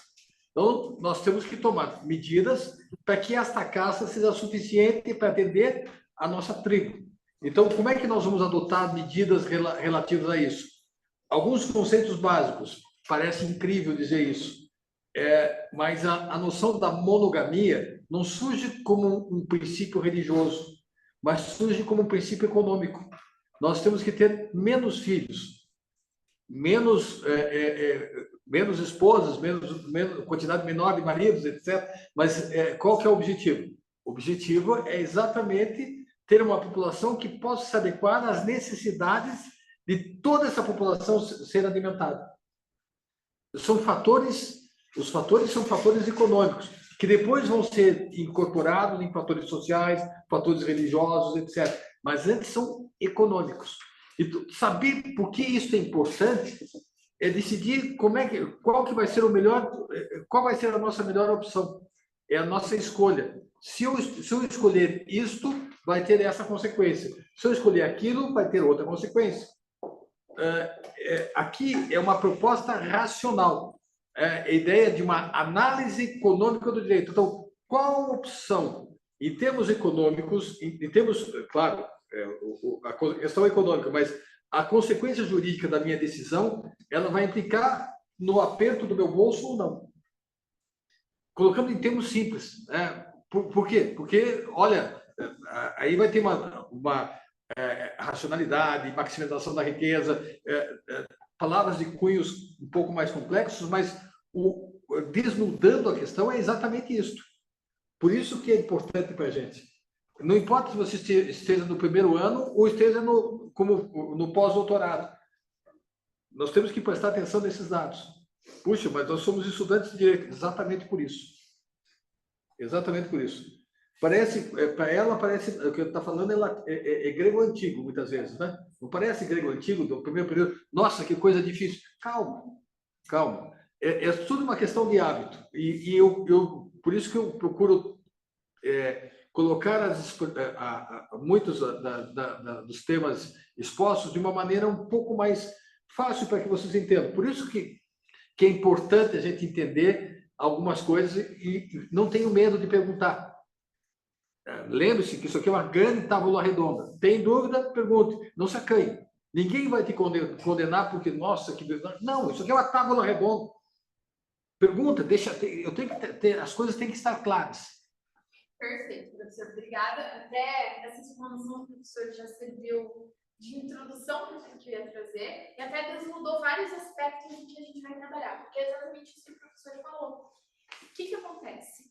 Segundo o direito econômico, a análise econômica do direito, os recursos eles são limitados. Então, existe a escassez. Não existem recursos ilimitados. Então, segundo essa análise econômica do direito, todos os recursos eles são limitados. Então, por exemplo, né, a água. A água é um recurso que ele é limitado. Então, ele não existe de maneira infinita. Por isso, ele vai ter um valor. Ah, professora, mas é só questões como água? Não, a gente vai ter, por exemplo, vamos supor, lembrei aqui durante a fala do professor, né? O diamante, por que ele tem um valor tão alto? Porque ele é escasso, ele tem um pouco de quantidade. Ah, professora, mas são só questões como água, objetos, assim, um diamante? Não. Sabe um outro exemplo de recurso que é escasso? O tempo. O nosso tempo também vai ser considerado, ali para a análise econômica do direito, como um recurso que é escasso. Então, isso também está submetido a essa escassez. Por quê, né? A gente tem um dia com 24 horas e essas 24 horas nós vamos precisar fazer escolhas. E aí vai entrar um segundo elemento, né? Que são as escolhas. Como esses recursos, eles são escassos, então eu não tenho tudo disponível de forma infinita, eu tenho que fazer escolhas. Vocês hoje poderiam estar fazendo várias coisas, correto? Vocês poderiam estar na cama dormindo, né? Porque é sábado, tá frio. Vocês poderiam estar fazendo isso. Vocês poderiam estar com a família de vocês, né? Poderiam estar passeando com o cachorro, poderiam estar na academia, poderiam estar fazendo inúmeras coisas. Porém, vocês fizeram uma escolha dentro desse tempo que é escasso. Então, os agentes, né, o ou econômicos, que a gente vai falar aqui dentro da análise econômica do direito, ele vai fazer essas escolhas. Escolhas essas que vão se pautar na racionalidade. Você, no fundo, você queria fazer uma pergunta? Não, sobre a escassez do diamante, é mais uma escassez produzida mesmo. Não é bem um recurso, tipo assim, aquela produção de diamante artificial, é um diamante feito em laboratório. Ele não é escasso pela acessibilidade, ele é escasso pelo valor que a sociedade dá a ele. E a De Beers, né? A De Beers, que ela acaba tendo um monopólio. O diamante é quase um monopólio. Então, é uma coisa muito louca. Ela extrapola esses dados. Eu só tinha falado a respeito de uma ferramenta para calcular uma análise antes da aplicação de uma... Isso. Qual é o nome da ferramenta? É o ferramental, é a análise econômica do direito. Então, essa é a ferramenta que ela vai trazer várias teorias e vários instrumentos a partir desses conceitos que vão ser utilizados para fazer essa análise. Então, é a análise econômica do direito. Essa é a ferramenta. Então, o ferramental é toda uma teoria. Tá? Perfeito? Então, o que a gente vai ter aqui? Então, nós já sabemos que os recursos são escassos, eles não são infinitos. Os recursos são finitos. Isso força os indivíduos, os agentes, a fazerem escolhas. E essas escolhas, elas vão ser pautadas no quê? Na racionalidade. Por quê, né? Até então, inclusive, o direito econômico, a análise econômica do direito, tinha uma ideia de que o ser humano, ele tinha uma racionalidade, uma hiperracionalidade. Então, se achava que o ser humano, né, que o agente, ele sempre ia usar de toda a sua capacidade cognitiva. Só que o que se percebeu ao longo do tempo? Que, na verdade, a gente tem uma racionalidade limitada. Esse é outro conceito que vai ser colocado por esse ferramental. Então, o ser humano ele tem uma racionalidade limitada. Por quê? Né? Primeiro, existe muitas vezes um excesso de informação. Então, antigamente, né, a gente não tinha acesso à internet, a tanta informação como nós temos hoje. O que acontece hoje? Você recebe a cada momento notícias no seu celular, no seu e-mail, no seu computador. Isso cria sobre, né, os indivíduos uma confusão. E você precisa aprender a filtrar essas informações para saber o que vai ser mais relevante para você. Então, às vezes você tem um excesso de informações, ou você pode não ter o acesso à informação adequada para você tomar uma melhor decisão naquele momento que você vai fazer uma escolha. Correto? Então, existe a racionalidade limitada. Então, nós não somos, os agentes, os seres humanos, não são completamente racionais o tempo todo. Existem vieses, que até eu trouxe numa apresentação do ano passado da professora Amanda, vieses comportamentais, que são atalhos cognitivos que o nosso cérebro vai fazer para facilitar nossas escolhas, né? E muitas vezes não vai ser a escolha mais racional, né? Isso é utilizado, por exemplo, na questão pré-incentivo ao consumismo que a gente trouxe. Então, muitas vezes a gente não vai estar no auge dessa racionalidade. Porém, em tese, né, todo ser humano ele vai utilizar dessa racionalidade para fazer escolhas. Então, eu vou utilizar, né, analisando tudo que eu tenho ali à minha disposição, da minha racionalidade para fazer uma escolha melhor, para maximizar a minha riqueza, a minha satisfação. Então, aqui eu vou ter o conceito da maximização de riqueza, de satisfação. Aqui, quando eu falo em maximização de riqueza, né, de satisfação, não vai ser só o dinheiro que eu tenho guardado, o valor dos bens, não. Aqui é maximizar aquilo que é importante para mim. Então, quem vai ser maximizado vai depender do vetor que eu escolhi. Então, por exemplo, se hoje, com relação ao tempo, que o tempo é escasso, vocês escolheram estar aqui, vocês fizeram uma escolha racional, maximizando o que é importante para vocês. Então, se para vocês, né, o mais importante fosse, por exemplo, o sono, preservar o sono de vocês, possivelmente vocês estariam em casa dormindo. Ah, não, o mais importante para mim no sábado, eu não abro mão, é fazer uma atividade física, correr no parque, ir para academia. Vocês fariam uma escolha nesse sentido, maximizando a satisfação, aquilo que é importante para vocês. E cada ser humano vai fazer isso, né? Cada gente vai fazer isso. Vocês escolheram estar aqui no grupo de pesquisa. Muito provavelmente por quê? Né? Por esse amor pelo conhecimento, né? Por querer construir uma carreira, algo sólido, gostar desse mundo da pesquisa. Então, os agentes fazem escolhas para maximizar a sua satisfação. E aí vai depender de cada indivíduo. O que é importante para cada indivíduo? Tem um autor que fala muito isso, que eu fiz uma leitura que não sei mais passar de LOL, mas muito legal. Ah, legal. Então a gente viu Akerlof, Posner, e o Eric Posner fala muito isso. E ele meio que mostrou as limitações da teoria da escolha racional, que ele implementou no caso que, além da teoria da escolha racional, a gente tem muitas coisas das emoções. A gente realmente está satisfeito do nosso amor, alguma coisa, igual você falou. A gente está aqui hoje. Bom, eu vim por amor, não sei vocês. Mas é bem isso. Exatamente. Pode ser um amor, por exemplo, por querer cumprir as horas complementares no grupo de pesquisa. Né? São vários fatores que os agentes vão utilizar para fazer essas escolhas. Pela própria professora. A professora pode ser também, né? O amor pelos coleguinhas. Então, são vários os fatores. E aí, o que essa teoria, né, a análise econômica do direito, ela vai falar? Ela vai falar que esse agente, então, ela vai fazer uma análise de custo-benefício. Então, esse agente vai ver, opa, o que vai me custar e qual vai ser o benefício? Então, opa, eu vim para PUC hoje.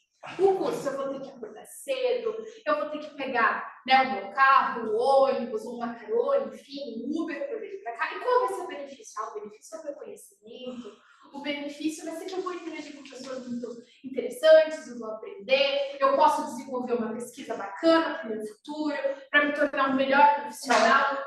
E esse indivíduo, ele vai fazer essa análise de custo-benefício. Então, será que, né, ele sempre vai tentar fazer o quê? Minimizar sempre a perda e maximizar esse ganho. Então, o que eu vou ganhar com isso? Qual vai ser o meu custo? E isso vai ser trabalhado através dos incentivos. Então, aqui no caso da apresentação que a gente trouxe, tá? Tenho, então, os veículos eletrificados, perfeito? Então, existem os veículos eletrificados em todas as modalidades que a Raul trouxe. O que acontece? O Estado optou, né, por utilizar de medidas tributárias extrafiscais. através de incentivos fiscais. Esses incentivos fiscais que são aqui aplicados na forma de uma redução ou isenção de um determinado tributo. E o que vai acontecer aqui, né? O que a análise econômica do direito ela vai trazer? Por que eu vou fazer essa análise consequencialista, né? Essa análise ex ante anterior desse impacto? A análise econômica do direito ela vai falar o seguinte: então vamos analisar o caso concreto dessas medidas tributárias, desses fiscais, com o fim de incentivo à sustentabilidade. Muito bem. Aqui nesse caso, tributo. Tributo mexe com o quê?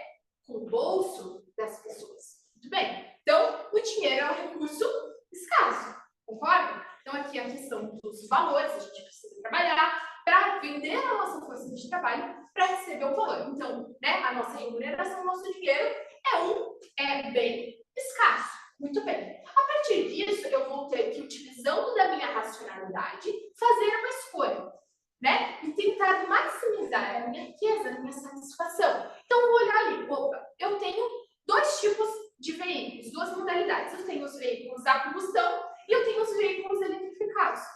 Veículo a combustão, eu gosto muito do ronco do motor, né? Pode ser, tem gente que fala que não compra veículo eletrificado porque gosta do ronco do motor. Eu gosto muito do ronco do motor de sentir o carro. Então, para mim, como eu quero maximizar, para mim é muito importante, o meu amor é por sentir isso. Então, para mim, não vale a pena eu comprar um veículo eletrificado. Agora, um outro agente ele pode pensar o seguinte: esse veículo eletrificado, se eu for preocupada com o meio ambiente, ele vai ter menos prejuízo ambiental, ele vai ser mais sustentável, e aqui, principalmente pela questão que a gente está analisando, que é econômica, né, eu vou gastar menos. Por que eu vou gastar menos, né? Claro, eu tenho que a mão trouxe, o preço de entrada é muito caro, o que vai acontecer? Eu tenho isenções.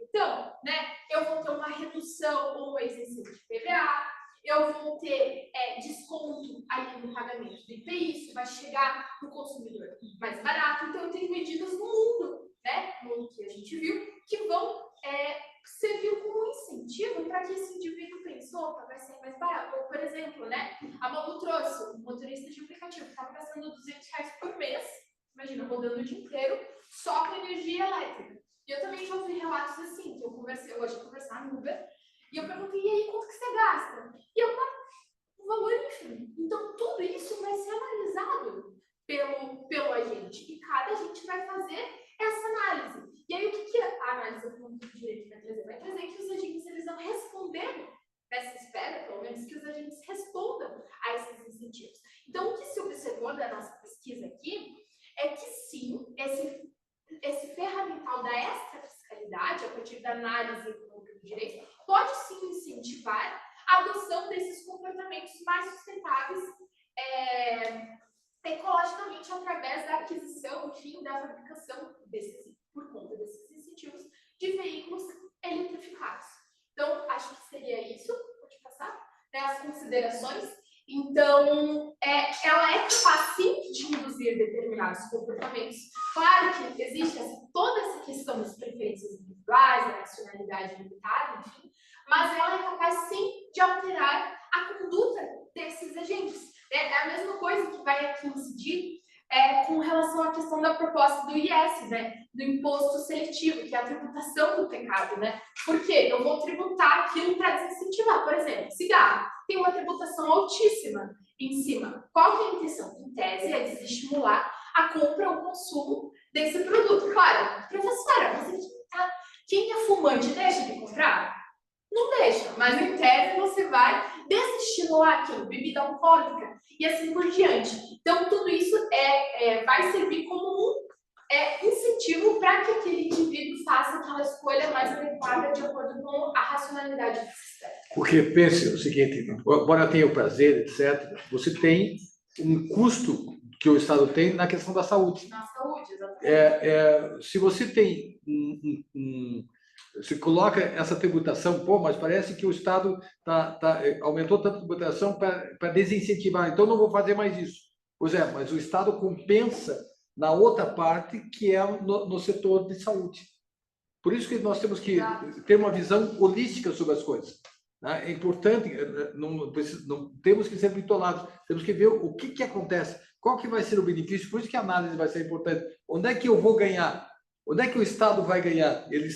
Parece que, ao aumentar a tributação aqui, eu estou desincentivando que as pessoas usem. Pois é, mas acontece que, ao desincentivar isso, eu ganho lá. Eu ganho na parte da questão de saúde. Exatamente. Porque se a pessoa, né, fuma, bebe, muito provavelmente ela vai ter um problema de saúde, ela vai cair no sistema único de saúde, no SUS, e isso vai ser um custo para quem? Para o Estado. Né? Então, o direito é magnífico. Eu amo a análise econômica do direito, tudo está conectado, tudo faz sentido, tudo tem uma explicação. Às vezes é aplicado de forma torta? Sim, mas existe todo um racional incrível por trás. Eu acho, ele é um instrumento. Existem outras maneiras também de analisar, mas esse é um instrumento, ele é mais finalístico. Né? Ele é mais finalístico. Ele é uma maneira, é um dos modos. Tá? Eu tenho vários orientandos que adotaram esse. Eu, particularmente, não sou da análise econômica do direito, mas eu reconheço da sua importância. Tá? Acho um instrumento muito interessante. Mas Desculpa, imagine, por favor. Não é a solução para todos os problemas do direito, né? Até porque a gente tem que colocar junto aí o valor justiça, né? Para essa área filosófica do direito e usar a análise econômica como um dos instrumentos, mas sem esquecer do valor maior do direito, que é a justiça. Né? Sim, tem que ser aplicado de forma ali junto com outros instrumentos, não de forma isolada. E eu acho que o próprio Posner reconhece isso quando ele fala que toda norma ineficiente, não quer a ordem, peraí, deixa eu ver se eu não vou me confundir. Toda norma ineficiente, ela vai ser injusta, mas nem toda norma isso não vai acontecer com toda norma eficiente. Toda norma eficiente pode ser que seja eficiente, porém ainda injusta. Mas toda norma ineficiente, ela necessariamente vai ser injusta. Então, eu acho que quando ele fala isso, o próprio Posner já abre para nós o direito, olha, a análise econômica não é a única solução do direito. Perfeito. Eu não posso fazer uma análise só econômica, eu tenho que balancear aspectos sociais, né? Até a professora, se quiser se apresentar, porque eu a convidei, ela vai fazer uma parte integrante do nosso grupo. Ela é professora do mestrado e doutorado da Unicesumar. Ela veio para cá e vai fazer parte do nosso grupo. Que bacana, bem-vinda, Pro. Obrigada. Agora eu só trabalho, sabe? Eu também história professora. Professor. Agora eu só trabalho. Professor. Professora por muitos anos. Oi, Steve. Bom dia a todos. Bom dia a todos. Primeiramente, gostaria de dar os parabéns para a Juliane pela apresentação. Esse tema é fantástico. Vocês me escutam bem? Sim. Esse tema é fantástico e eu gostaria de fazer umas considerações que eu acho pertinentes aqui e vai ao encontro do que foi falado aqui na apresentação, que é o seguinte: é muito importante que as medidas tomadas, tanto escolhendo fazer uma modificação da legislação ou não, porque a análise econômica do direito também pensa se há necessidade de criar uma regulamentação e se essa regulamentação ela vai implicar na maximização do bem-estar social, né? Então, às vezes, analisando com a análise econômica do direito, a indicação é de não regulamentar mais, e às vezes é de regulamentar de uma forma específica. Mas a minha contribuição aqui seria no foco de explicar que essa ótica é sempre direcionada para que a gente modifique o comportamento social. É importante a gente entender que essa regulamentação ela tem que induzir o indivíduo a mudar a forma como ele age. E eu não tenho visto, e isso é uma crítica que eu faço, porque aqui, no caso, foi o exemplo sobre a questão elétrica ou a questão ambiental, eu não tenho visto um direcionamento dessas políticas para que incentive o modo das pessoas de se comportarem. Então, eu vou voltar um pouquinho antes ainda do carro elétrico, quando a gente começou com a questão ambiental, não existia um decréscimo nas políticas fiscais e regulatórias relativos a, por exemplo, a caixa d'água ecológica, a telha Eternit sem amianto, ou seja, os produtos ecológicos ou aos projetos economicamente viáveis eram mais caros e deveriam ser mais baratos, exatamente para estimular. Então, aqueles que faziam poços artesianos, eles deveriam ter desconto. Aqueles que faziam caixas acopladas nos vasos sanitários, ou seja, trocar os vasos sanitários, em vez da descarga de botão pela descarga de caixa acoplada, que muda de 20 litros para 6 litros a descarga, elas não tinham um decréscimo de imposto. E isso eu acho que foi um erro. O Estado tem que incentivar, diminuindo os impostos sobre esses produtos, como, por exemplo, teve um decréscimo em um certo momento nas placas solares e agora voltou-se a sobretaxar as placas solares. E a gente não incentiva a produção nacional. Existe uma fábrica no Brasil que está tentando crescer produzindo placas solares, mas 80% a 90% das placas solares que chegam no Brasil vêm da China ou de outros países como a Alemanha. E o que acontece? Aumenta-se o imposto. E dessa forma você desincentiva que as pessoas façam investimento em placas solares. Então é importante que a análise, e aí o foco seria, a análise do direito tem que direcionar a produção de regras que modifiquem o comportamento das pessoas. E esse comportamento tem que ser incentivado com a regra e não desincentivado. Então, isso é só uma contribuição que eu tenho visto, e às vezes os legisladores pecam nisso, porque se você não cria o costume, fica difícil, né, de mudar a sociedade, porque aí a pessoa acha sempre que ela está sendo punida, que foi aquilo que o professor Luiz Alexandre falou. Obviamente, alguém vai reclamar, porque esse imposto a mais aqui vai melhorar na saúde lá, mas ainda assim você precisa mostrar, e isso não é claro para todo mundo. Óbvio, o professor Luiz Alexandre consegue fazer uma análise integral do problema, mas a sociedade em si não consegue. Então, eu acho importante que essa motivação tenha sempre que tentar mudar o comportamento. E eu vou dar um exemplo aqui, para uma contribuição. Houve um estudo nos Estados Unidos em que eles estavam fazendo uma pesquisa em que vários alunos dentro de uma faculdade eles estavam estacionando o carro no lugar errado. Eu não sei se eu já comentei isso, e foi a análise econômica do direito verificou que eles, aumentando a multa para o aluno e para o pai do aluno que ia na faculdade e estacionava o carro no lugar errado, não resolvia. E eles haviam aumentado a multa em 2 ou 3 vezes. E a pessoa simplesmente pagava a multa e continuava estacionando o carro no lugar errado e assim por diante. Até que eles tiveram uma ideia. Combinaram com a coordenação da faculdade e eles colocaram um adesivo, que era bem difícil de tirar no carro. Então, todo aquele carro que parava no lugar errado e que não cumpria as regras de estacionamento da faculdade colocava um adesivo bem grande, mostrando que aquela pessoa estava descumprindo com as regras, que eticamente aquilo era errado e assim por diante.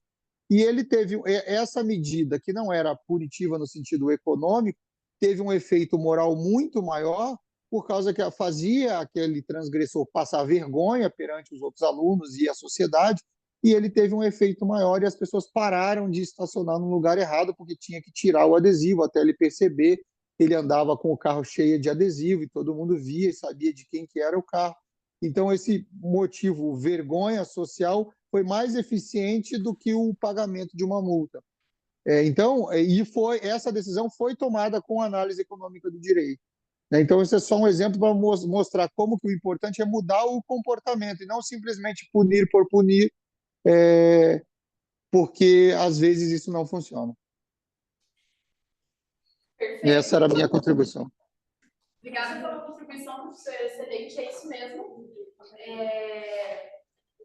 Irretocável a sua fala, o mental, esse instrumental é utilizado exatamente para modificar o comportamento dos indivíduos, e não necessariamente vai ser feito através de uma implicação econômica, seja uma isenção, seja uma sobretaxação. Pode acontecer de inúmeras outras formas, como foi nesse exemplo que o professor trouxe aqui para a gente.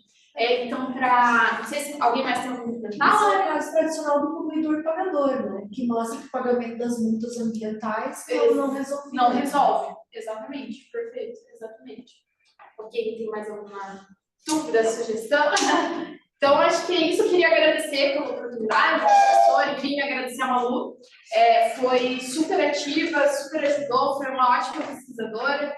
E é isso, muito obrigada por estar aqui.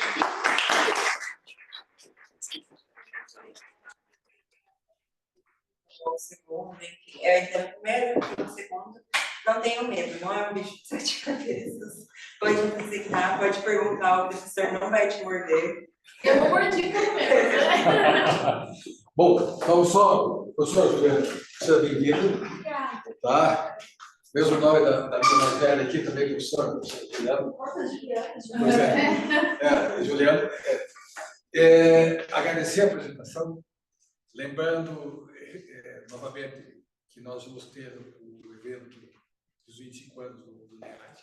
Semana que vem vai estar pronto o edital, os editais, e que chama mãos à obra, né?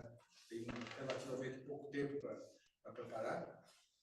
Vai ser quando? Vai ser de 24 a 26 de outubro. No Universo? Não, depois do Universo.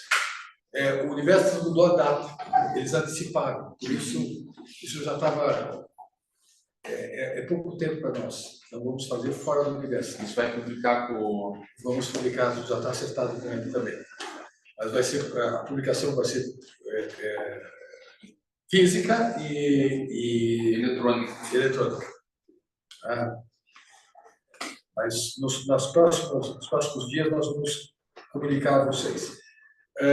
Semana que vem nós temos uma apresentação em que nós vamos dar uma boa viajada. Eu quero ver como é que você vai encaixar escolas estatutárias com blocos econômicos. Facilito. Olha, acredito que é uma das coisas. Essa é a parte mais fácil. Essa é a parte mais fácil. Fiquei curioso. Essa é a parte mais fácil. Afinal de contas, há uma experiência que você conhece bem, que depois eu vou deixar para a semana que vem. Tá bom? Para contar como é que vamos fazer isso. É fácil, muito fácil. Criamos um grupo para os colegas aí que vão participar comigo, já estão providenciando a parte que cabe a elas, e não percam, semana que vem vai ser bem interessante. Eu estou acelerando um pouquinho, nós temos um evento importante agora no dia, né? Tá bom? Pessoal, sejam bem-vindos, reinício das atividades.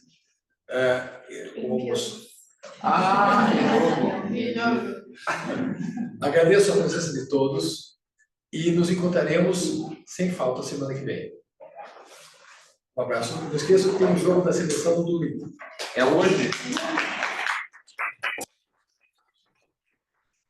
Bem-vindo, professor. Interessante. Vamos matar saudades? Vou matar saudades, sabe, de aula.